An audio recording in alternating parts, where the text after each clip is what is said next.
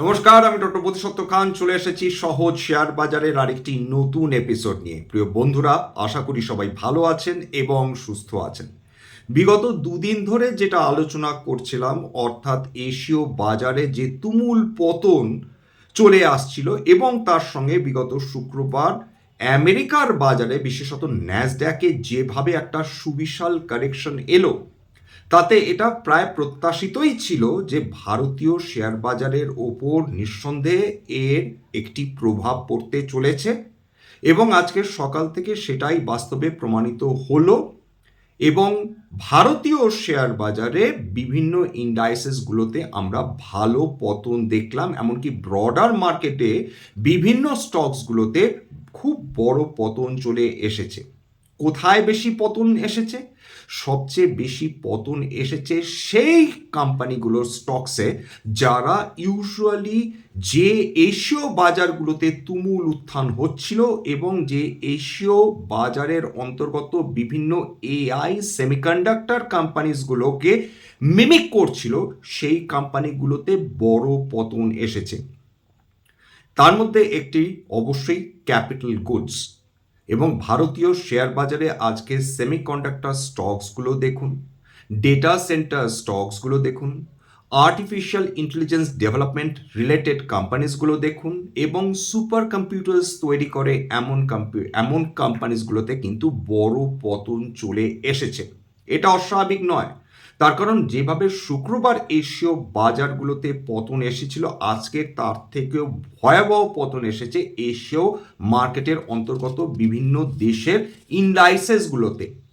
কেবলমাত্র যদি এশীয় বাজার দেখতে হয়, সেখানে নিক্কেই 225 অর্থাৎ জাপানের একটি ইন্ডাইস, সেখানে 4.4% পতন এসেছে। স্ট্রেট টাইমস 2.5%, হ্যাংসেং 1.38%, তাইওয়ান 3.6%, কসপি যেটা কোরিয়ার একটা ইন্ডাইস 9.03%। একদিনে একটা ইন্ডাইস 9%-এর উপর পতন দেখছে, সেটা কিন্তু আজকের আমরা কোরিয়ার মার্কেটে দেখে ফেললাম। দক্ষিণ কোরিয়ার কথা বলছি। এছাড়া জাকার্তা 5.5%, সাংহাইয়ের মতন ইউজুয়ালি স্টেবল স্টক মার্কেট, সেখানে 2.5% পতন দেখেছি। তবে কি সব আশা শেষ হয়ে গেল? তার কারণ বিগত দুদিনে যেভাবে এশীয় বাজারগুলোতে ভয়াবহ পতন এসেছে, বাজার রক্তাক্ত এক একটা এআই রিলেটেড কোম্পানি তার শেয়ার দরে 30-40% অব্দি পতন চলে এসেছে। খুব স্বাভাবিকভাবে একটা প্রত্যাশা বা ভীতি থাকবে যে তার কুপ্রভাব ভারতীয় শেয়ার বাজারের বিভিন্ন স্টকের ওপর পড়বে না তো। কিন্তু এর মাঝখানেই একটা আশার আলো আমরা দেখতে পাচ্ছি।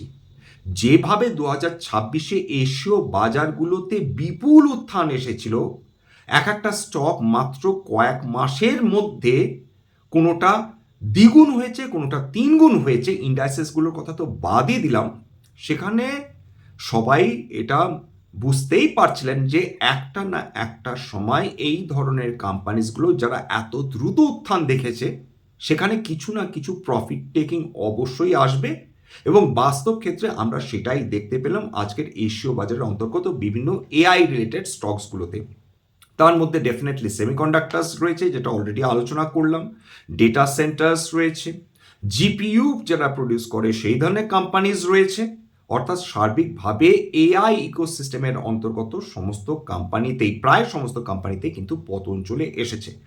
ভারতীয় শেয়ার বাজারে লক্ষণীয় সেই অর্থে কিন্তু দারুণ পতন হয়নি, রক্তাক্ত হয়েছে এই কথাটি অত্যুক্তি হবে ডেফিনেটলি ভারতীয় শেয়ার বাজারের ক্ষেত্রে। হ্যাঁ, আজকে নিফটিতে 1%-এর বেশি পতন এসেছে, যার ফলে 23,123-এ বন্ধ হয়েছে নিফটি। সেন্সেক্স 73,500-র কাছাকাছি বন্ধ হয়েছে। নিফটি আইটি 1.2%-এর কাছাকাছি, নিফটি অটো 2.5%-এর কাছাকাছি, ক্যাপিটাল গুডস প্রায় 2%, যেটা সবচেয়ে বেশি ক্ষতিগ্রস্ত হয়েছে।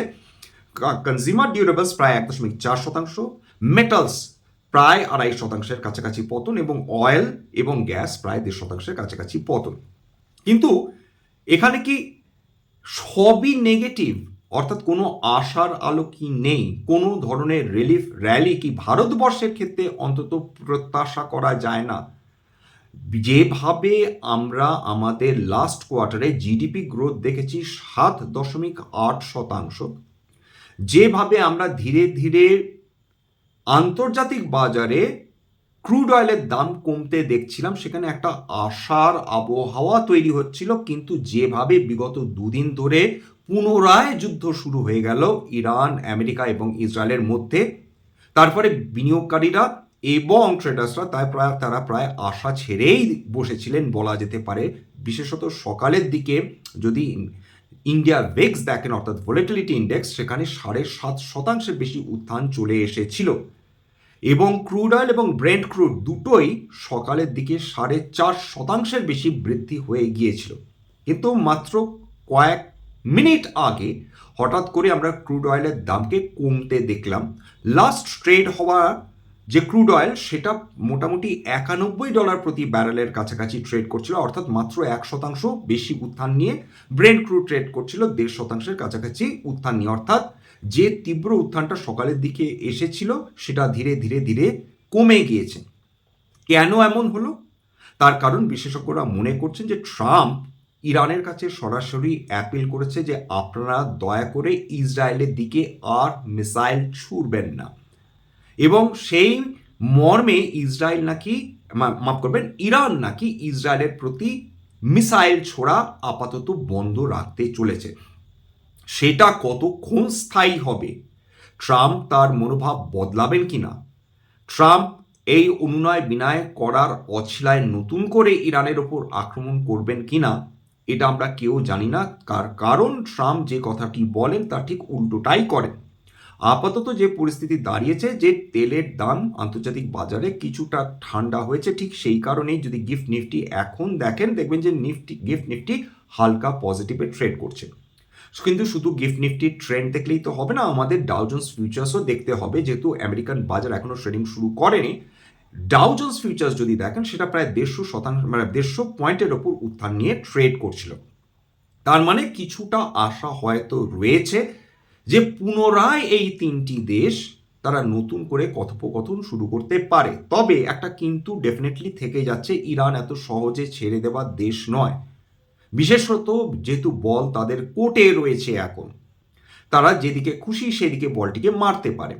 ইরান তারা বলেছে যে শান্তি তো একটা না একটা সময় ডেফিনেটলি হবে, কিন্তু আমাদের একটা প্রস্তাব রয়েছে যে আমরা স্ট্রেট অফ হরমুজের মাধ্যমে যে জাহাজগুলো বিশেষ করে তেল এবং গ্যাস বহন করে নিয়ে যায় বা রপ্তানি করে বিভিন্ন মধ্যপ্রাচ্য দেশের থেকে, তাদের ওপর আমরা অন্তত একটা টোল ট্যাক্স বসাতে চাই।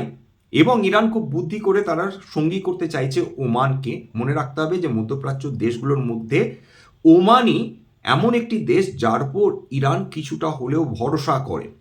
সুতরাং ওমানের সঙ্গে তারা একটি দল গঠন করে তারা স্ট্রেট অফ হরমুজের ওপর বিশেষ টোল বসাতে চাইছে, এবং যার ফলে যদি যুদ্ধ শেষও হয়, যদি শান্তির একটা বাতাবরণও থাকে, তাহলেও কিন্তু ইরানের চুক্তি অনুযায়ী বা ইরানের প্রস্তাব অনুযায়ী বিভিন্ন আন্তর্জাতিক জাহাজকে তারা কি প্রোডাক্ট ক্যারি করছে তার উপর ডিপেন্ড করে তাদের একটা না একটা শুল্ক দিতে হবে। বলাই বাহুল্য, এই ধরনের প্রস্তাব যে ট্রাম্প মানবেন না সেটা বেশ বোঝা যাচ্ছে। ট্রাম্পের মূল বক্তব্য ছিল যে ইরানকে স্ট্রেট অফ হরমুজ খুলে দিতে হবে, ইরান কোনো ধরনের শুল্ক বসানোর প্রস্তাব দিতে পারবে না, ইরান কোনো ধরনের নিউক্লিয়ার ওয়েপন্স তৈরি করতে পারবে না। শুধু তাই না, ইরান যদি এই প্রস্তাবগুলো মেনেও নেয় তাহলেও ইরানের ওপর থেকে ট্রাম্প স্যাংশনস তিনি সরাবেন না। অর্থাৎ সমস্ত কিছু ইরানকে করতে হবে এবং আমেরিকার কথা মতো, কিন্তু তা সত্ত্বেও তাদের কোনো ধরনের অনুমতি থাকবে না যে তারা তেল রপ্তানি করতে পারে। খুব স্বাভাবিকভাবে ইরানও এই প্রস্তাবকে সম্পূর্ণভাবে প্রত্যাখ্যান করেছে। তবে আপাতত যেটা হতে পারে, যে ইসরায়েল হয়তো লেবাননের ওপর আক্রমণ বন্ধ করলো, হয়তো কয়েক ঘন্টার জন্য ইরান ইসরায়েলের ওপর মিসাইল আক্রমণ বন্ধ করলো, হয়তো আবার একটি নতুন করে কথোপকথনের চেষ্টা হলো। কিন্তু যেটা আমরা বেশ বুঝতে পারছি, এই মুহূর্তে ক্রুড অয়েলের দাম ওই $90 থেকে $95 মধ্যেই ট্রেড করে চলেছে বেশ কিছুদিন। স্থায়ী মানে স্থিতাবস্থা থাকলে তাহলে এই 90 থেকে $95 মধ্যেই হয়তো ট্রেড করবে। শান্তি এলে সেক্ষেত্রে হয়তো বা তেলের দাম $80 নিচে নেমে যাবে। কিন্তু ফার্দার যদি টেনশন এসকালেট করে সেক্ষেত্রে বিশ্বের অর্থনীতিগুলো পুনরায় বিপদে পড়তে চলেছে। ভারতবর্ষের ক্ষেত্রে এখন যেটা সবচেয়ে চিন্তার বিষয় সেটা আর্টিফিশিয়াল ইন্টেলিজেন্স বাবেল নয়। ভারতবর্ষের সবচেয়ে বড় সমস্যা কেবলমাত্র ক্রুড অয়েল এবং প্রাকৃতিক গ্যাস। সুতরাং যতদিন না এই মধ্যপ্রাচ্যের সংকট কাটবে ভারতবর্ষের অর্থনীতি ক্রমাগত ঘা খেতে থাকবে, টাকা ক্রমাগত ডলারের তুলনায় দুর্বল হতে থাকবে, ভারতবর্ষের ইম্পোর্ট বিল ক্রমাগত বৃদ্ধি পেতে থাকবে, ভারতবর্ষের ব্যালেন্স অফ ট্রেড ক্রমাগত তার এগেনস্টে চলে যাবে, কারেন্ট অ্যাকাউন্ট ডেফিসিট ক্রমাগত বৃদ্ধি পেতে থাকবে, অর্থাৎ সব কিছুই ভারতবর্ষের এগেনস্টে যাবে। শুধু তাই না, এই আন্তর্জাতিক বাজারে তেলের দাম যদি ক্রমবর্ধমান হতে থাকে স্বাভাবিকভাবে ভারতবর্ষ আর বেশি দিন মূল্যবৃদ্ধি ঠেকিয়ে রাখতে পারবে না। অলরেডি মূল্যবৃদ্ধি হওয়া শুরু হয়ে গিয়েছে, যেহেতু পেট্রোল এবং ডিজেলের দাম বৃদ্ধি হয়ে গিয়েছে বেশ কয়েকবার ভারতবর্ষে। সুতরাং তার এফেক্ট সমস্ত রেট সেন্সিটিভ সেক্টরসগুলোর ওপর পড়া শুরু করে দিয়েছে। সেটা ফিনান্সিয়াল কোম্পানিজ বলুন, সেটা ব্যাংকিং বা নন ব্যাংকিং ফিনান্সিয়াল কোম্পানিজ বলুন, বা অটো বলুন, বা রিয়েল এস্টেট বলুন, অলরেডি সেটার প্রভাব পড়া শুরু হয়ে গিয়েছে। শুধু তাই না, এবার রিজার্ভ ব্যাঙ্ক অফ ইন্ডিয়া তারা যেহেতু অলরেডি বলে দিয়েছেন তাদের মনিটারি পলিসি কমিটি মিটিংয়ে যে ভবিষ্যতে ইনফ্লেশন বৃদ্ধি হওয়ার সম্ভাবনা প্রবল, জিডিপি কমে যাওয়ার সম্ভাবনা প্রবল। সুতরাং ভারতীয় শেয়ার বাজার এই মুহূর্তে মারাত্মক ইউফোরিক হয়ে সেটা উত্থান দেখবে এমন ভাবাটা কিন্তু খুব একটা কাম্য নয়, বা এরকম ভাবনাটাও কিন্তু অলিক হিসাবে পরিগণিত হতে পারে। ভারতীয় শেয়ার বাজার সেই যে এফআইআইসরা সেপ্টেম্বর 2024 থেকে ভারত ছাড়া শুরু করেছিল তারা এখনো তাদের বিক্রি থামায়নি, এটা আমাদের মাথায় রাখতে হবে। যাই হোক, এখানে শেষ করছি। স্ট্যান্ডার্ড ডিসক্লেমার, এটা কেবলমাত্র একটা এডুকেশনাল চ্যানেল বাঙালি বিনিয়োগকারীদের ইনভেস্টার অ্যাওয়ারনেস বৃদ্ধির জন্য। এখানে কোনো ধরনের কোনো শেয়ারের buy sell recommendation, suggestion, advice এমনকি ইনফ্লুয়েন্স করার প্রচেষ্টা নেই। আমার কথা শুনে যদি কোনো অ্যাসেট বা কোনো শেয়ারের বিনিয়োগের সিদ্ধান্ত নেন ক্ষতির মুখোমুখি হতে পারেন। সুতরাং সবসময় একজন সেবি রেজিস্টার্ড ইনভেস্টমেন্ট অ্যাডভাইসারের পরামর্শ নেওয়ার চেষ্টা করবেন বা নিজের ডিউ ডিলিজেন্স করবেন, সেক্ষেত্রে আপনারা উপকৃত হলেও হতে পারেন। সবশেষে যেটা বলে থাকি, যদি এই ধরনের এপিসোড আপনাদের ভালো লাগে প্লিজ একটা লাইক দেবেন, প্লিজ সাবস্ক্রাইব করবেন, এবং যদি সত্যি মনে হয় আমার বাঙালি ভাই বোনদের জীবনে একটুখানি ভ্যালু অ্যাড করতে পেরেছি প্লিজ নিজের গ্রুপে শেয়ার করে দেওয়ার চেষ্টা করবেন। আজকের জন্যে নমস্কার।